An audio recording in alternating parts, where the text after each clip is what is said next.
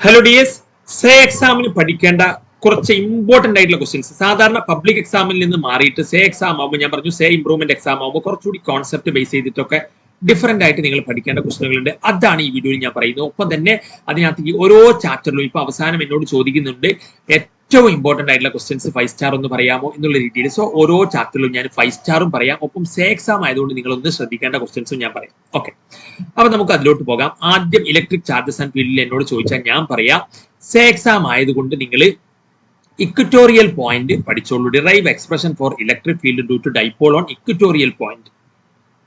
പിന്നെ ഇതിൽ ഏറ്റവും ഇമ്പോർട്ടന്റ് 5 സ്റ്റാർ ഏതാണെന്ന് ചോദിച്ചാൽ ഡൈപോൾ എന്താണ്, ഡെഫിനിഷൻ ഓഫ് ഡൈപോൾ മൊമെന്റ്, അതിന്റെ യൂണിറ്റ്, അതുപോലെ തന്നെ derive expression for electric field due to dipole on axial പോയിന്റിലാണ് എല്ലാവരും പറയുന്നത്. പക്ഷെ ഞാൻ പറഞ്ഞു സേ എക്സാം ആയതുകൊണ്ട് ഇക്വറ്റോറിയൽ പോയിന്റ് നിങ്ങൾ നോക്കിക്കോളൂ, അത് വരാനുള്ള സാധ്യത ഉണ്ട്. അപ്പൊ ആക്സിയൽ എന്തായാലും പഠിക്കണം.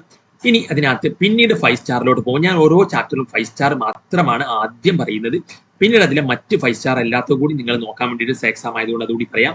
ഇതിലെ പിന്നെ 5 സ്റ്റാർ ഗോസസ് തിയറം, അതിന്റെ ആപ്ലിക്കേഷൻ. അതിൽ തന്നെ എല്ലാവരും എന്താ പറയാറ്, ആ line charge, derive expression for electric field due to straight wire അല്ലെങ്കിൽ ലൈൻ ചാർജ്, അതുപോലെ തന്നെ derive expression due to electric field due to spherical shell. പക്ഷെ ഞാൻ പറയുന്നു അതിനകത്ത് പ്ലെയിൻ ഷീറ്റ് കൂടി നിങ്ങൾ എല്ലാവരും ഇതുവരെ അങ്ങനെ പറയാം. പക്ഷെ കഴിഞ്ഞ പബ്ലിക് എക്സാമിന് ഞാൻ പറഞ്ഞു നിങ്ങൾ പ്ലെയിൻ ഷീറ്റ് പഠിച്ചോളൂ.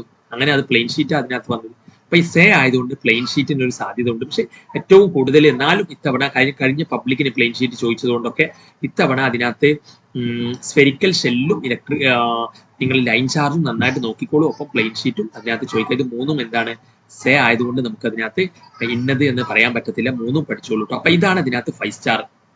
പിന്നെ ടോർക്ക് ഡ്യൂ ടു ഡൈപോൾ ഒരു രക്ഷയില്ല. പക്ഷെ സേ ആയതുകൊണ്ട് potential energy due to dipole നല്ല സാധ്യത നിൽക്കുന്നുണ്ട് കേട്ടോ. അപ്പൊ അത് പഠിച്ചോളൂ. ഇനി പിന്നീട് ഇതിനകത്ത് ഇപ്പൊ ഈ ചാപ്റ്ററിൽ ഏറ്റവും 5 സ്റ്റാർ നിങ്ങൾ കേട്ടില്ലേ. ഇനി സേ ആയതുകൊണ്ട് തന്നെ അതല്ലാണ്ട് ഇതിനകത്ത് ചോദിക്കാൻ സാധ്യതയുള്ളത് quantisation of principle of quantisation എന്താണ്, അതുപോലെ തന്നെ ഇലക്ട്രിക് ഫീൽഡിന്റെ യൂണിറ്റ് ന്യൂട്ടൺ പെർ കൂളുംബാണ്.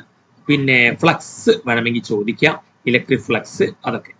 പിന്നെ അതിനകത്ത് നമ്മൾ പറഞ്ഞു ഇലക്ട്രോസ്റ്റാറ്റിക് ഷീൽഡിംഗ് ഒക്കെ വേണമെങ്കിൽ ചോദിക്കാം. ഓക്കെ, ഇനി നമുക്ക് അടുത്ത ചാപ്റ്ററിലോട്ട് പോകുമ്പോൾ ഇതിൽ ഏറ്റവും 5 സ്റ്റാർ ഏതാണെന്ന് എന്നോട് ചോദിച്ചാൽ ഞാൻ പറയാം ഇക്വിപൊട്ടൻഷ്യൽ സർഫസിന്റെ ഡെഫിനിഷന്, അതിന്റെ ഡ്രോ ഓരോന്ന് വരയ്ക്കാണ്ടാവും, അതുപോലെ തന്നെ അതിന്റെ പ്രോപ്പർട്ടീസ്.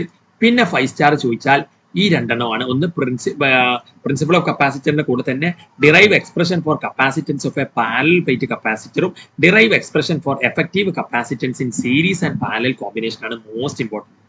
പിന്നെ നിങ്ങൾ ഇതിനകത്ത് ഇതിപ്പോ ഡെറിവേഷൻ ആണോ, ഡെറിവേഷൻ അല്ലാത്ത ഇതിനകത്ത് തിയറി ചോദിക്കുന്നത് പ്രിൻസിപ്പിൾ ഓഫ് കപ്പാസിറ്റർ, പിന്നെ യൂണിറ്റ് ഓഫ് കപ്പാസിറ്റൻസ് ഫാരഡ് ആണ് നിങ്ങൾക്ക് അറിയാം. പിന്നെ ഇതിൽ ഡെഫിനിഷൻ ഓഫ് പൊട്ടൻഷ്യൽ നോക്കി പോയിക്കോളൂ. പൊട്ടൻഷ്യൽ ഡ്യൂ ടു പോയിന്റ് ചാർജിന്റെ ഡെറിവേഷൻ ചിലപ്പം സേ ആയതുകൊണ്ട് ചോദിക്കാം. പിന്നെ 5 സ്റ്റാർ ഞാൻ ആദ്യം പറഞ്ഞു, അതല്ലാത്ത പിന്നെ പൊട്ടൻഷ്യൽ ഡ്യൂ ടു ഡൈപോൾ, അത് അതിനകത്ത് നമ്മൾ പറഞ്ഞു. ഇത് മറ്റേത് നമ്മൾ potential energy due to dipole ആണ്, ഇത് പൊട്ടൻഷ്യൽ ഡ്യൂ ടു ഡൈപോൾ. പിന്നെ ഇതിനകത്ത് ഇതൊക്കെയാണ് ഇതിനകത്ത് മോസ്റ്റ് ഇമ്പോർട്ടന്റ്. പിന്നെ നിങ്ങൾ എന്ത് ചെയ്യുക, സേ ആയതുകൊണ്ട് ഇതിന് തിയറിയിൽ QV ഗ്രാഫിന്റെ സ്ലോപ്പ് എന്താണെന്ന് ചോദിക്കാം, അത് കപ്പാസിറ്റൻസ് ആണ്. അതിന്റെ ഏരിയ എന്താണെന്ന് ചോദിക്കാം, എനർജി സ്റ്റോർഡ് ആണ്. പിന്നെ എനർജി സ്റ്റോർഡ് ഇൻസൈഡ് കപ്പാസിറ്ററിന്റെ ഹാഫ് CV² എന്നുള്ള ഡെറിവേഷന് അതൊക്കെ വെച്ച് പ്രോബ്ലം ഉണ്ടാവും, അതൊക്കെ നോക്കി പോയിട്ടുള്ള അതിന്റെ ഇക്വേഷന് ഹാഫ് CV². പിന്നെ മൂവിങ് ചാർജസിൽ എന്നോട് ഏറ്റവും 5 സ്റ്റാർ ഏതാണെന്ന് ചോദിച്ചു കഴിഞ്ഞാൽ ബയോട്ട് സാവാട്ട് ലോയും അതിന്റെ ഡെഫിനിഷനും, പിന്നെ derive expression four magnetic field on the axis of A circular coil, അത് ഭയങ്കര ഇമ്പോർട്ടന്റ് ആണ്. ഒപ്പം തന്നെ അതിന്റെ സെന്ററിൽ എന്താണെന്ന് കൂടി പറയാനും കൂടി ഉണ്ടാവും. അപ്പൊ ഇതാണ് ഇതിനകത്ത് ഏറ്റവും 5 സ്റ്റാർ. പിന്നെ ഇതിലെ 5 സ്റ്റാർ ചോദിച്ചാൽ മൂവിംഗ് കോയിൽ ഗാൽവനോമീറ്റർ എങ്ങനെ അമ്മീറ്റർ ആക്കാം, വോൾട്ട്മീറ്റർ ആക്കാം, അത് ഭയങ്കര ഇമ്പോർട്ടന്റ് ആണ്.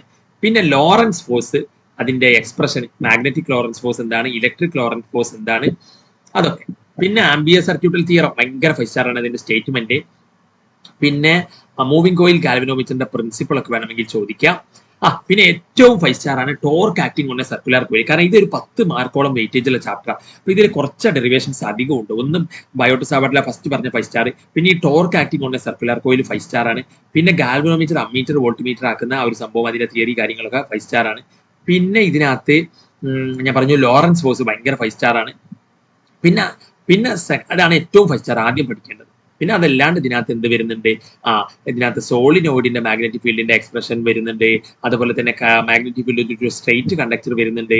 പിന്നെ അപ്പൊ അതൊക്കെയാണ് ഇതിനകത്ത് എന്താ പറയാ 5 സ്റ്റാർ അല്ലാത്ത മറ്റു ക്വസ്റ്റനുകൾ എന്ന് പറയുന്നത്. അതൊക്കെ ഞാൻ ഇവിടെ എഴുതിയിട്ടുണ്ട്.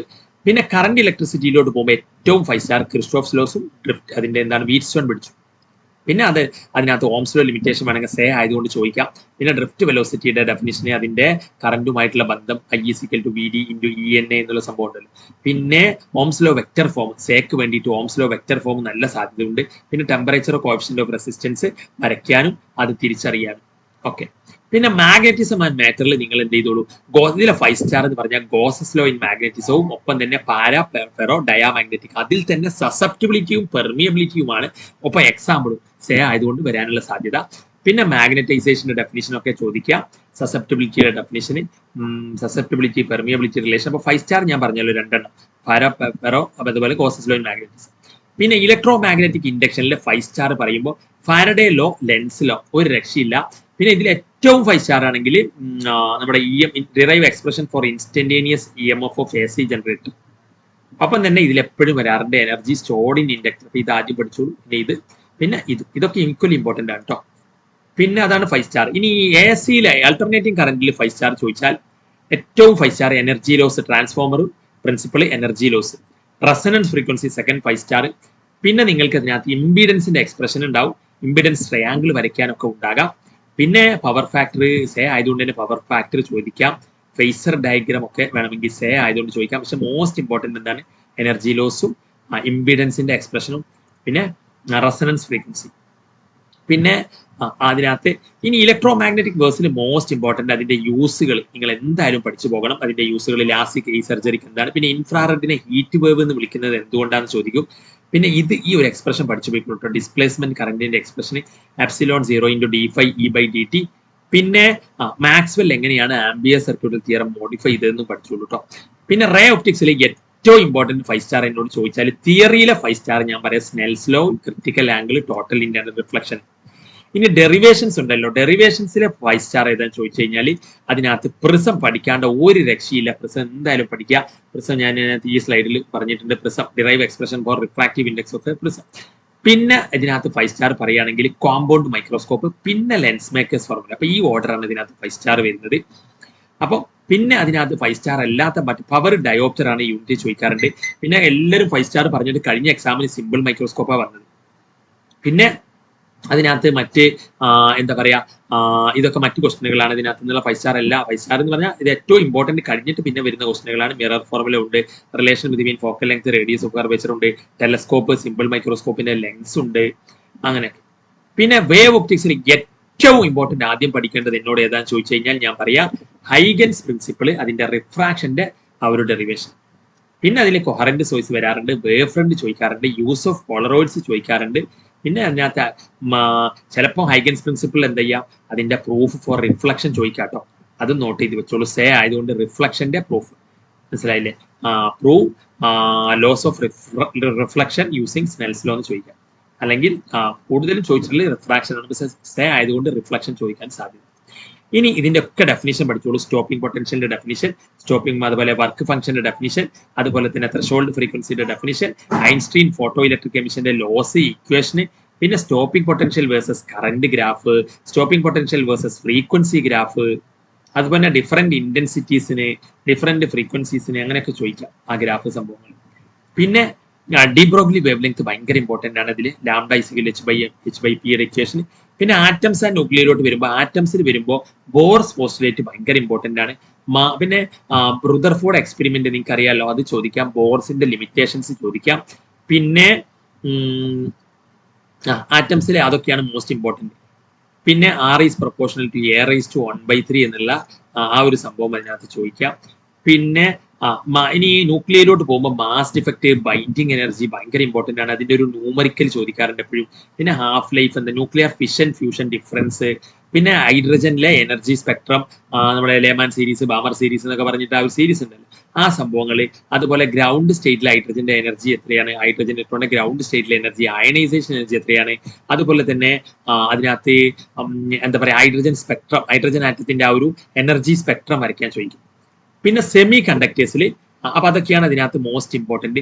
സെമി കണ്ടക്ടേഴ്സിൽ intrinsic conductors, extrinsic semiconductors വ്യത്യാസം. അതുപോലെ പിന്നെ എൻ ടൈപ്പ് പി ടൈപ്പ് എന്താണ്, അത് എങ്ങനെയാണ് ഉണ്ടാക്കുന്നത്, ഡോപ്പിംഗ് എന്താണ് സംഭവം, എനർജി ബാൻഡ് ഡയഗ്രാം, സെമി കണ്ടക്ടേഴ്സിന് എങ്ങനെയാണ്, ഇൻസുലേറ്റേഴ്സിന് എങ്ങനെയാണ്, കണ്ടക്ടേഴ്സിന് എങ്ങനെയാണ്.